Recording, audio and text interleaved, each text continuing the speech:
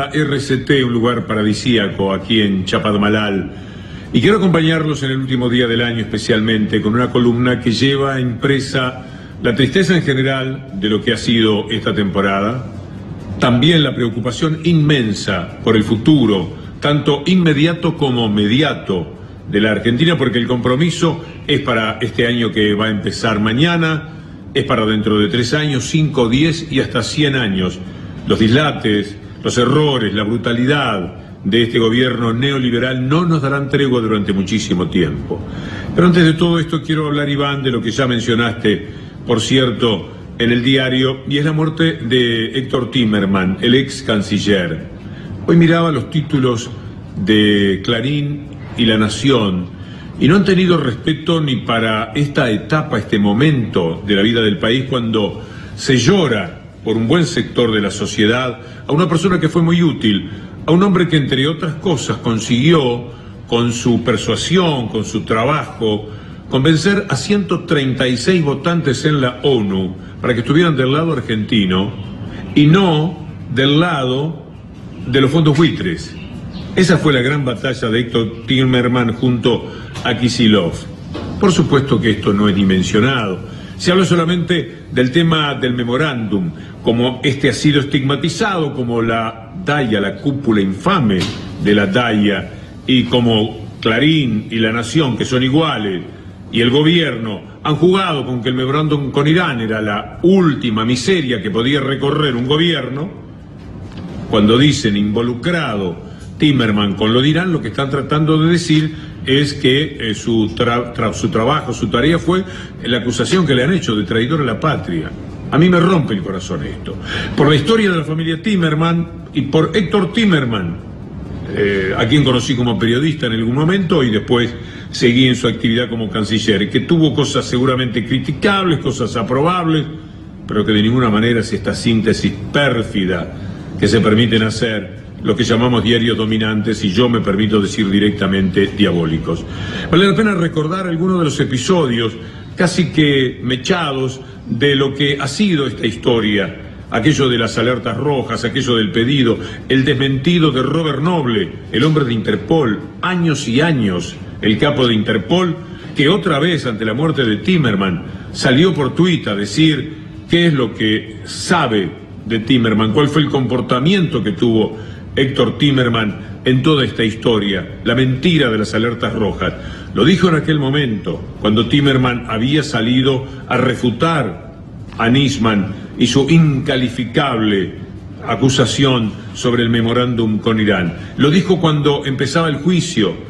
Le pide a la justicia argentina a Robert Noble para venir a declarar. En nada de esto le llevan el apunte, porque saben que bastaría que Noble se siente, le digan: señor Noble, las alertas rojas y todo lo demás, ¿es verdad que el gobierno argentino pidió que la levantaran? No, de ninguna manera, todo lo contrario.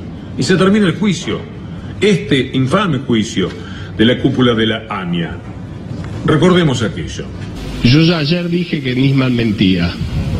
Hoy a la mañana me comuniqué con quien fuese secretario general de Interpol desde el año 2000 hasta el año 2014, el señor Ronald Noble, porque quería informarle lo que estaba sucediendo en la Argentina y las difamaciones que estaban ocurriendo sobre la relación de Argentina con Interpol.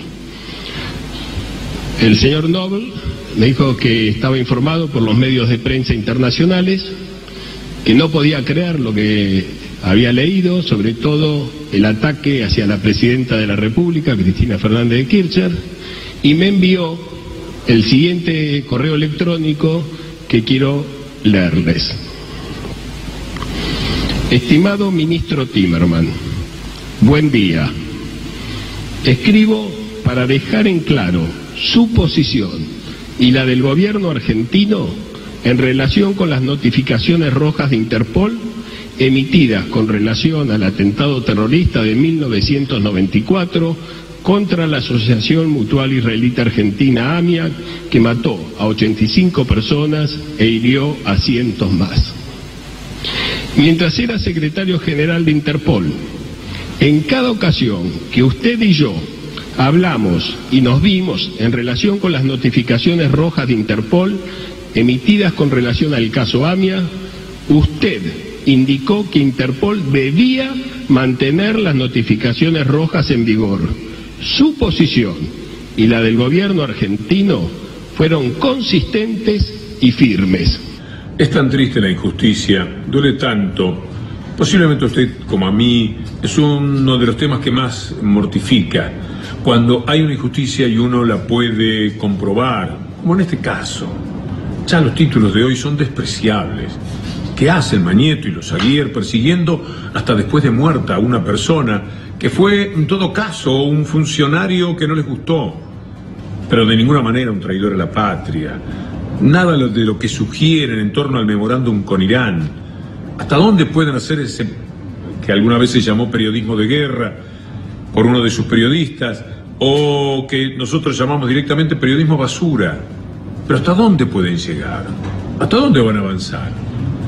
A todas las personas, incluso a Mañeto, seguramente cuando, como a mí, como a todas las personas, les llegue la muerte, lo van a recordar con mucho más respeto. Bueno, él mismo se lo va a dar desde sus propios diarios.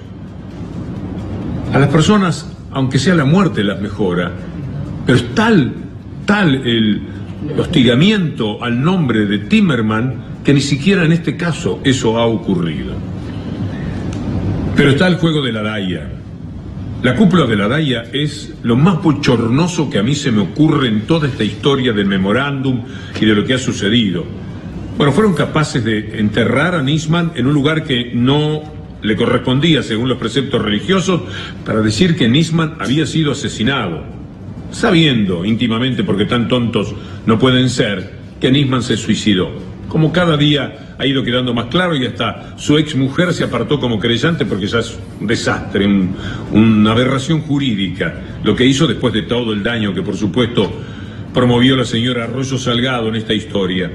Pero volviendo a la Daya, atacar de esa forma a un judío de ley, a un judío importante, a un judío trascendente de la colectividad, faltarle el respeto de la forma en que lo han hecho, llevarlo a la consideración de traidor a la patria, hacerlo de la forma que han recorrido a través de la discusión del memorándum, con un juicio que había terminado, por supuesto, recomenzarlo con gente que ellos mismos han puesto. Hay una nueva conducción en la Daya, démosle una oportunidad a la cúpula, que el señor Noblovitz, creo decir bien su apellido, tome cartas y diga, ¿podemos empezar de nuevo en esta historia?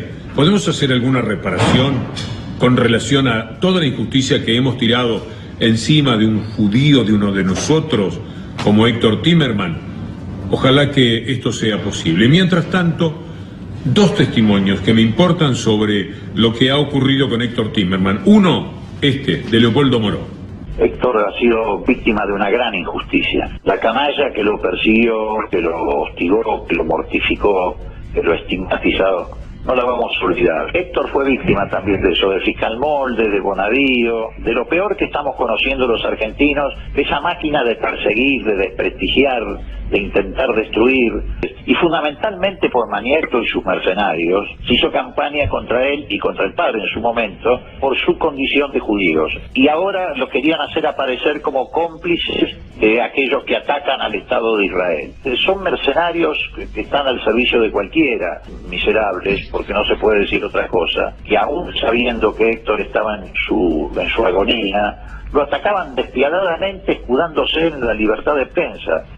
Y por último, el testimonio muy duro que comparto de Aníbal Fernández. ¿Cómo estás vos con esta noticia? Mal.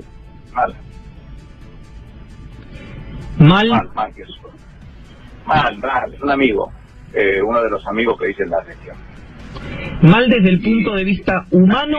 Han sido desde el punto de vista humano, desde el punto de vista político, desde el punto de vista personal de él, desde el punto de vista de su familia, el daño que han hecho tipos impresentables como Mauricio Macri, como Laura Alonso, como Patricia Bullrich, como Waldo Wolf, el daño que han hecho y lastimado a un patriota, a un hombre de bien, íntegro, un tipo formado como pocos, ha sido superlativo, pero como mi papá solía decir que Dios no quiere cosas puercas, en algún momento alguien lo va a pagar esto. Esta basura que generaron desde Macri para abajo, alguien la va a pagar, esa mugre que hicieron y que lastimaron tanto a Héctor, alguien la va a pagar. ¿Cómo se hace para hacer política después de cuestiones como estas sin enojarse? O sin querer, es fea la palabra que voy a decir, pero, y corregímela eventualmente, pero sin querer tener revancha de esta situación. Yo coincido con tu análisis, no debe haber revancha, no debe. Mire esta placa, la Argentina es el país que más dinero ha pedido en el mundo. Ha pedido más dinero, mire los países, que Arabia Saudita, que Corea, que Rusia, que Turquía y que China. Todos han tomado deuda. El Estado Nacional por 60.000 millones, las provincias, mire las provincias, 12.000 y pico de millones de dólares. Las empresas privadas, 59 empresas privadas en tiempos de Macri, tomaron 12.000 y pico de miles de millones de dólares, que como ha ocurrido en más de una ocasión, después a la hora del dolor económico, tratarán de endilgárselo a ustedes, es decir, que lo pague una vez más el Estado. Esta es la realidad. Pero una última placa para que usted entienda lo que esta gente le ha hecho al país. Mire cuál es el porcentaje de la deuda con respecto al Producto Bruto Interno, a lo que el país tiene como riqueza, el 2015, 36,7%. Perdón, 37,6%, ahí está el número. Y en el 2018, 3 años después, este año, 105,5%. Es un escándalo, es una locura, es un acto irremediable para los tiempos próximos, tomando por próximos décadas de los argentinos. Esto es comprometer. Miren lo que dijo Macri alguna vez con respecto a no dejar una deuda a los hijos y a los nietos. Escúchelo. Como servidores públicos, administrar sus recursos, pues son sus impuestos. Lo vamos a hacer con cuidado, con equilibrio, justamente porque no queremos seguir tomando deuda y obligar a que nuestros hijos y nuestros nietos la tengan que pagar. Cada uno de nosotros tenemos que garantizarnos de vivir con los recursos que tenemos hoy. Y ahora mantengamos toda la indignación, que sea posible. No es un mal estado de ánimo, la indignación es algo que tiene que ver con la lucidez. No es enojo exactamente, es conciencia plena y refutando de lo que a uno le sucede, de lo que le tiran encima. Indignación. Esto es lo que me provoca este gobierno que ha hecho tales desastres. Me quiero despedir con una denuncia que hizo Pablo Viró, el hombre de APLA, porque me parece muy importante tener en cuenta que este gobierno que ha endeudado de esta forma al país, que se ha permitido ser tan cruel con Timerman, recuerde que la justicia de Bonadío, a nombre del gobierno y de los medios, le impidió a Timerman ir a ver a sus médicos en los Estados Unidos, sabiendo que Timerman estaba muy cerca de la muerte, ni así. Bueno, este gobierno, además, tiene políticas públicas corruptas, como esto que denuncia Pablo Viró. Esta denuncia es del funcionario del Ministerio, Pedro Soró, de alguien que tiene un vínculo en empresas offshore en Panamá, precisamente con el que vende pasajes, que es despegar.com, que tiene deseo a Damián Scocking, que ahora nos encontramos que es socio del número 2 del Ministerio de Transporte, que no está nombrado. Pedro Soró, que es el mano derecha del ministro Dietrich, resulta que es socio de quien vende pasajes. Soró es el que determina las comisiones que pone Aerolíneas Argentinas y casualmente el que cobra esas comisiones es quien es socio en Panamá. Buscamos el nombramiento y no está nombrado. Entonces no sabemos si está haciendo usufructo, la ocupación, usurpación de un cargo público o si está delinquiendo evitando declarar su patrimonio, porque si es funcionario público tiene que estar designado por un acto administrativo formal, tiene que figurar en el boletín oficial. Una forma de corrupción del propio gobierno en sí mismo, no corruptos aislados, que se da prácticamente en todos los lugares del gobierno donde uno ponga la mirada. Y son políticas públicas, no es alguien que se queda con un dinero a la pasada, con un vuelto, con una coima, no. Estas son políticas públicas que directamente van sobre nuestra vida y nos cuestan enormemente. Todo lo que pasa con el dislate de la deuda, con las tarifas, todo esto tiene que ver siempre con el mismo tronco. Políticas corruptas, robarle a los que menos tienen para darle a los más ricos. Y dejar una economía en caída libre y sin paracaídas, como dice hoy un diario. Y también tener ahora el fantasma del default golpeando la puerta. Este título de nuestros colegas de Página 12 lo dice con mucha claridad. El fantasma del default toma carrera. Aprontémonos para el 2019.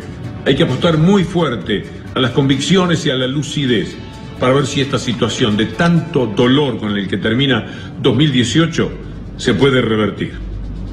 Hasta el año que viene. Muchas gracias por tanto.